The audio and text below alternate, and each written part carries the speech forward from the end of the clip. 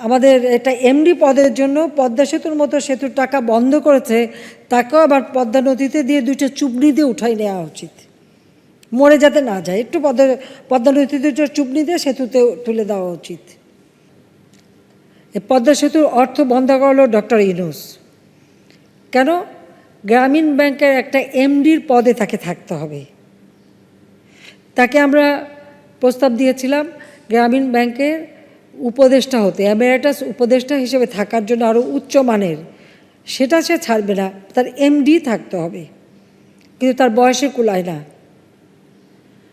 সে doctor Yunus কিন্তু আমাদের সরকারের বিরুদ্ধে মামলাও করেছিল, কিন্তু কোর্ট আর যাই পারুক তার বয়স তো কমিয়ে দিতে পারবে না 10 বছর, কারণ গ্রামীণ ব্যাংকের আইনে আছে 60 বছর পর্যন্ত থাকতে পারে, তখন তার বয়স 71 বছর। তো এই বয়সটা কমাবে কিভাবে? সে মামলায় সে হেরে যায়, কিন্তু প্রতিহিংসা নেয় ডক্টর ইউনূস। এবং যেটা আমরা শুনেছি মাহফুজ আনাম, তারা আমেরিকায় চলে যায়, স্টেট ডিপার্টমেন্টে যায়, হিলারির কাছে ইমেল পাঠায়।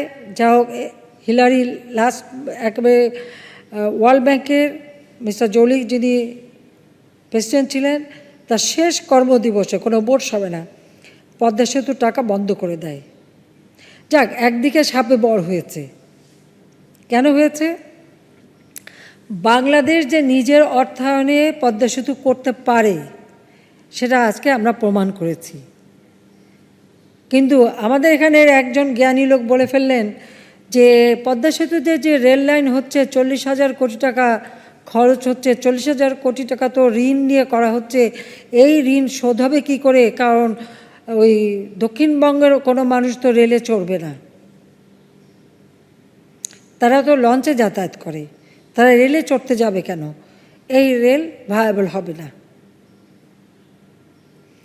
সেতুর কাজ হয়ে গেছে, এখন সেতু নিয়ে কথা বলে আর পাচ্ছে না, এখন রেলের কাজ চলছে, এখন রেলের কাজ নিয়ে তারা প্রশ্ন তুলেছে। যাক, আমার মনে হয় আমাদের সকলেও ওনাকে চিনে রাখা উচিত, এবং রেলগাড়ি যখন চালু হবে ওনাকে রেলে নিয়ে চড়ানো উচিত। আর খালেদা জিয়া বলেছিল যে জোড়াতালি দিয়ে পদ্মা সেতু বানাচ্ছে, কারণ বিভিন্ন স্পানগুলি যে বসাচ্ছে, তো ওরা ছিল তার কাছে জোড়াতালি দেওয়া, তো বলছিল জোড়াতালি দিয়ে পদ্মা সেতু বানাচ্ছে, ওখানে চড়া যাবে না, চলে ভেঙে পড়বে। আবার তার সাথে তার কিছু দোষরাও, তো তাদেরকে কি করা উচিত? পদ্মা সেতুতে নিয়ে যে ওখান থেকে পদ্মা নদীতে টুস করে ফেলে দেওয়া উচিত। আর যিনি আমাদের এটা এমডি পদের জন্য পদ্মা সেতুর মতো সেতুর টাকা বন্ধ করেছে, তাকেও আবার পদ্মা নদীতে দিয়ে দুইটা চুবনি দিয়ে উঠাই নেওয়া উচিত, মরে যাতে না যায়। একটু পদ্মা নদীতে দুটো চুবনি দিয়ে সেতুতে তুলে দেওয়া উচিত। তাহলে যদি এদের শিক্ষা হয়। বড় বড় অর্থনীতিবিদ, জ্ঞানীগুণী, তারা এই ধরনের অর্বাচীনের মতো কথা বলে কিভাবে? সেটাই আমার প্রশ্ন। এবং মেগা প্রজেক্টগুলি করে নাকি খুব ভুল করছি, তারা এসে বসে থাকে, আর আমার তৈরি করা সব টেলিভিশনে যে কথা বলে বিদ্যুৎ সরবরাহ করি, সেই বিদ্যুৎ ব্যবহার করছে। আজকে ডিজিটাল বাংলাদেশ করে দিয়েছে, ইউনিয়ন পর্যায় পর্যন্ত ব্রডব্যান্ড চলে গেছে, স্যাটেলাইট বঙ্গবন্ধু 1 উৎক্ষেপণ করেছি, সেটা নিয়েও তো এত টাকা দিয়ে স্যাটেলাইট করে কি হবে? এই প্রশ্নও কিন্তু তুলেছে তারা। অর্থাৎ বাংলাদেশের জন্য ভালো কিছু করলেই তাদের গায়ে লাগে। কেন? তাহলে তারা কি এখনও সেই পাকিস্তানি সামরিক জান্তাদের পদলেহনকারী খোসামদি তোষামদি দল?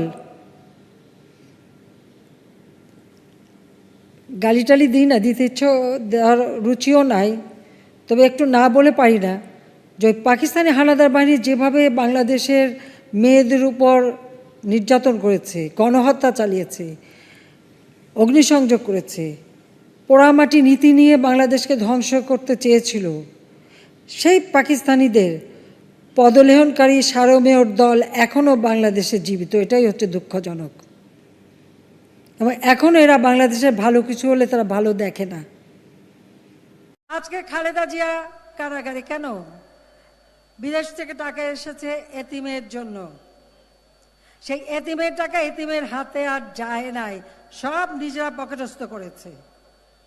তার জন্য 2007 সালে কেয়ারটেকার সময় মামলা হয়েছে, আর সেই মামলায় 10 বছরের সাজা, জিয়া অরফানেজের টাকা, জিয়া ট্রাস্টের টাকা চুরি করেছে বলে তার সে সাজাপ্রাপ্ত আসামি। আর তার ছেলে একটা তো মারা গেছে, যে অর্থ পাচার করেছিল সিঙ্গাপুর থেকে, সেই অর্থ কিছু আমরা উদ্ধার করে আনতে পেরেছিলাম।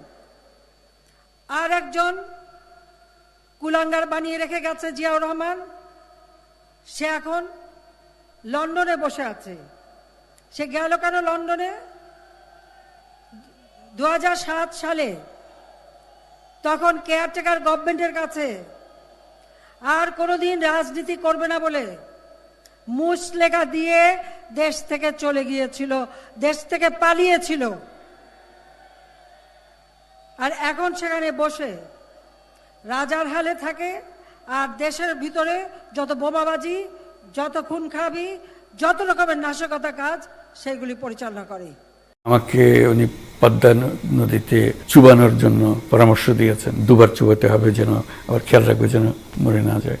দূরত্ব বলে খুব হালকা হয়ে যায় কথাটা, কারণ উনি পাবলিকলি যেভাবে করেন সেটা হলো বিরাট রকমের একটা আক্রমণ। এটা আমাকে আমার নাম ধরে তো উনি ডাকেন না, উনি বলেন রক্তচোষা, শুরু করেছে ঘুষখোর সুদখোর, এটা নিয়ে আমাকে বলতেন। এখন বলছে আমি মানুষের রক্ত চুষি। আমাকে উনি পদ্মা নদীতে চুবানোর জন্য পরামর্শ দিয়েছেন, দুবার চুবাতে হবে, যেন আবার খেয়াল রাখবে যেন মরে না যায়। কাজে উনি আমার উপরে সাংঘাতিক রকমের কি বলবো ক্ষোভ আমার উপরে। কেন ক্ষোভ তার আমার জানা নেই। আমি এমন কোনো কিছু করি নাই যিনি আমার উপরে ক্ষুব্ধ হতে পারেন, কোনো বিহেভিয়ার বা কোনো আচরণ এরকম কিছু করি নাই। কাজে এটার থেকে মুক্তি পাওয়ার আমি তো কোনো রাস্তা দেখছি না। একজন একতরফাভাবে একটা ভীষণ ক্ষোভের মধ্যে থাকবেন, কোন দিক থেকে এটা ক্ষয়ে গেল, হারিয়ে গেল, আমার দিক থেকে আমি জানি না। আমি কি অপরাধ করেছি, কিছু একটা নিশ্চয়ই করেছি যে কারণে উনি আমার উপর এত ক্ষুব্ধ। আমরাই বোধহয় সারা পৃথিবীতে প্রথম বাংলাদেশ সিটিজেন্স কমিটি বলে একটা কমিটি করেছি। যেদিন ঘোষণা পেয়েছি, টেলিভিশনে শুনেছি, রেডিওতে শুনেছি, সেদিনই আমরা 6 জন ছিলাম ন্যাশভিলে। 6 জন একত্র হয়ে অনেক বাক বিতণ্ডার পরে আমরা ঘোষণা করলাম আমরা সবাই বাংলাদেশের নাগরিক।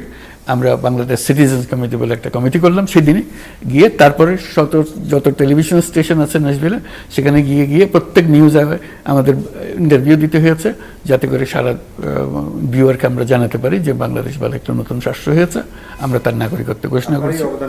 যে নিউজ লেটার প্রকাশ, আমার বাড়িতে নিউজ লেটার আমার স্ত্রী টাইপ করতো, আমি তখন গ্যাস্টেডনার মেশিন ছাড়া আর কিছু ছিল না, গ্যাস্টেডনার মেশিন চালিয়ে এরকম করতাম, কোলাইট করতাম, তারপরে বিতরণ করতাম। আমার নামটা ওখানে আমার বাসার ঠিকানাটা ছিল, যে নামে পাকিস্তানিরা আমাকে আক্রমণ করতো, গালিগালাজ করতো, তুমি এটা কী করতো, গাদ্দার, তুমি দেশের বেইমানি করতেছো, ইত্যাদি ইত্যাদি। যাই হোক, এটা করেছি, সেই আনন্দ পেয়েছি। আমি কার্টুন আঁকতাম, ওই কার্টুনগুলো নিউজ লেটারে ছাপা হতো। এইভাবে আমাদের শুরু হয়েছে। এরকম অকেশন হয়নি তো। আমাকে তো 2011 সালে গ্রামীণ ব্যাংক বের করে দিল, বলে দিল যে তুমি উপযুক্ত না, তোমার বয়স বেশি হয়ে গেছে, একটা কারণ হলো। আমরা বললাম যে এটা তো সরকারি ব্যাংক না, এই আইন তো আমরা মানি না, আর কোনো আইন, সরকারের আইন আমরা মানি না, আমরা আমাদের বোর্ড যেটা সিদ্ধান্ত নেই সেটাই করি। তারা বললো যে না, এটা হবে না, এটা সরকারি ব্যাংক, এটা সরকারি নিয়ম মানে চলতে হবে।